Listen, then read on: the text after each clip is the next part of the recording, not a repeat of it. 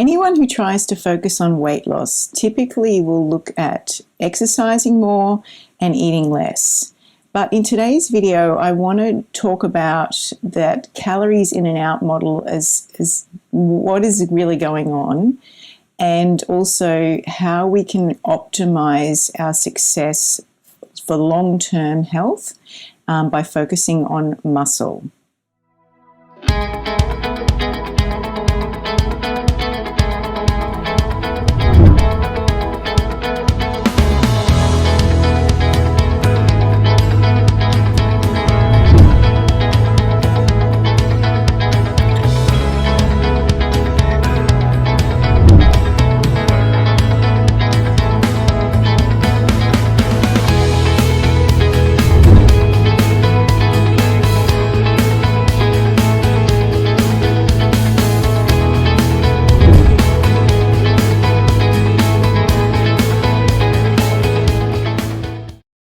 Hello and welcome to Health by Nature. I'm Sheridan Jenrick and thanks for joining me.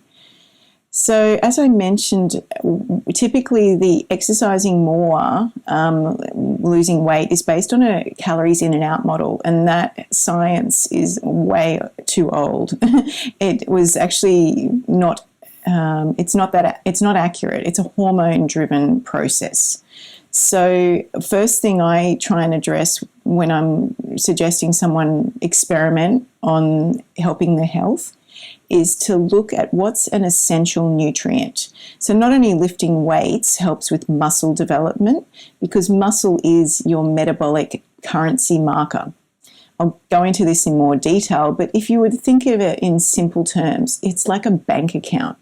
So if you've got $100 in your bank account and yet you want to keep withdrawing more than you've got, you can have a gap, and that gap is going to give you symptoms, whether it be putting on weight too easily, being constantly craving things. So figuring out what your protein intake is for the day, as well as lifting weights, and that could be body weight a couple of times a week. It's better than nothing.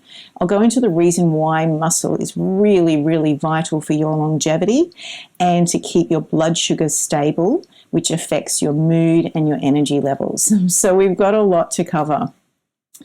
Basically, the reason why protein is just as is important as what lifting or doing anything, lifting anything heavy.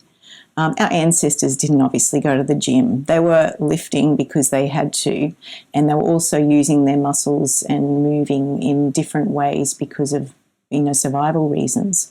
So when we're sitting at a desk for this many hours, it's why a gym is really useful.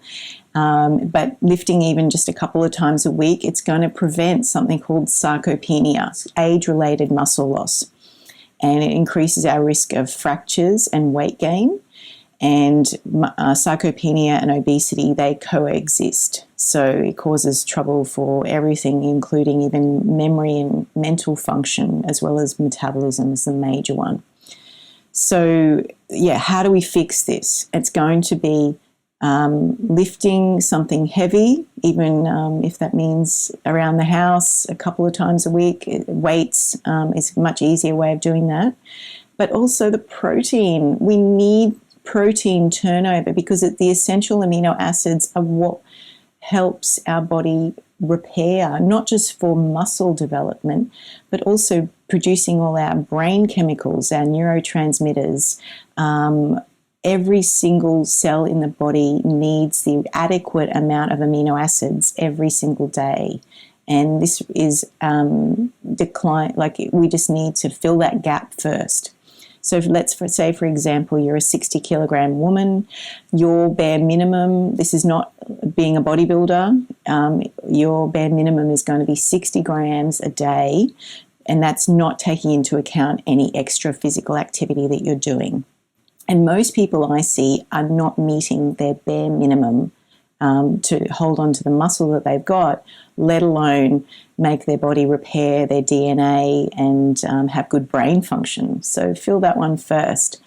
So basically the other reason is there's really interesting research about protein intake and that there is a sensing mechanism detecting in our brain that senses how much nutrients we've had in the meal of amino acids. And basically, the body is so smart, it's going to keep sensing the amino acids have been met. Otherwise, it will keep giving signals towards hunger, which is so interesting because we get satiety when we eat enough protein every day. It comes from different sources. It doesn't have to just be only meat. But yeah, checking what your protein is for the day, it's really a good place to start. The amino acids will basically, the research is showing that their stomachs will not show that they're full until the brain perceives that they've eaten the adequate amount of amino acids. So let's see how you go with trying to figure that out. And I can do another video later on different types of protein sources and ways to make it taste delicious and variety.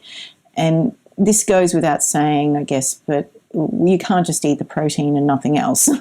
It's the number one box. I'd say let's tick that one first, and then we've got to add into the other parts of the meal as well. Things like vegetables to feed the gut bacteria, and good essential fats. So, fill the protein bucket first, and then see how your metabolic currency changes. Okay, thanks for joining me. Bye.